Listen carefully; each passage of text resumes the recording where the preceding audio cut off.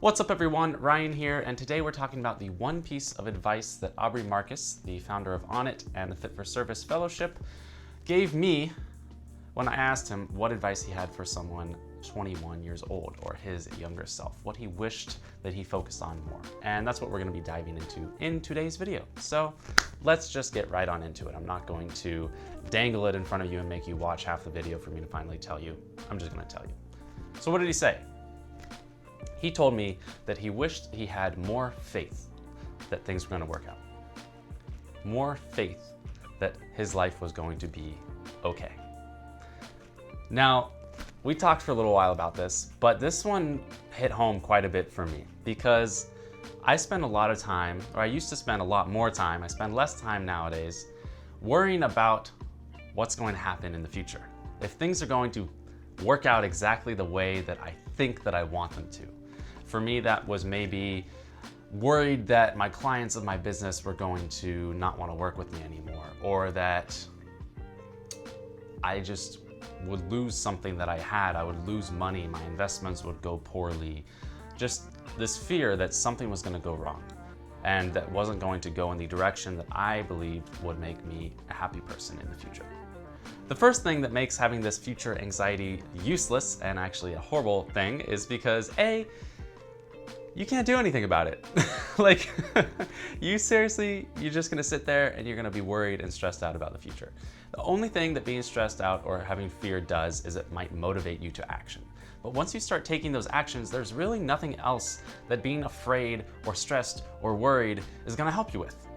There's a quote from Naval Ravikant where he said, imagine how much more you'd get done or how much more effective you'd be if you weren't stressed all the time or you didn't have a ton of anxiety. Because stress or anxiety or fear or any of these things, they don't help us actually achieve what we want. They just hold us back. So the more that you can become aware of where you're fearful and where you're stressed in your life and realize like how little that emotion is actually contributing to solving the problem, the more, hopefully, the less stressed or anxious you can be and the more productive you can be and actually accomplish the thing, or just not be super stressed about it and be happy. The second thing that's really wrong with this approach of worrying about the future and not having faith that it's going to work out, the opposite of what Aubrey Marcus is suggesting, is that we don't even know what we want in the future. And there's another Naval Ravikant quote, because I'm a big fan, which says, if you got everything that you ever wanted, you would be living in your hometown, married to your high school sweetheart, and being a manager at the 7-Eleven or wherever you got your first job. Because those are all the things you wanted when you were young. Look back at your life 5 years from now. What did you think that you wanted 5 years from then, so today? Did you get exactly what you thought you wanted back then? Probably not, because your goals and your desires have changed. Are you upset that you're not exactly where you thought that you wanted to be? No, because your goals and your desires have changed. If I look back at myself 16 years old, I had totally different goals than what I do now and where I am now, yet I'm still plenty happy and satisfied with my life because I'm living today and I'm making decisions for what current Ryan wants today. It's not about what 5 years ago Ryan wanted, because that stuff is irrelevant, and that's how it's going to be in every point in the future. It's going to be irrelevant. It's only going to matter what do I want today, what are my goals today. Now, this doesn't mean that you don't put any effort out there because you say, oh, I don't even know what I want, so I'm not gonna do anything. That's not what I'm saying. Still work really hard, still bust your ass for the things that you think you want. Just disconnect this expectation of results from that effort. See, if I go and make one of these YouTube videos, YouTube is a great thing for this, by the way. If I make one of these videos, but I have the expectation that when I put it out, it's gonna have a certain number of views, what if it doesn't hit that?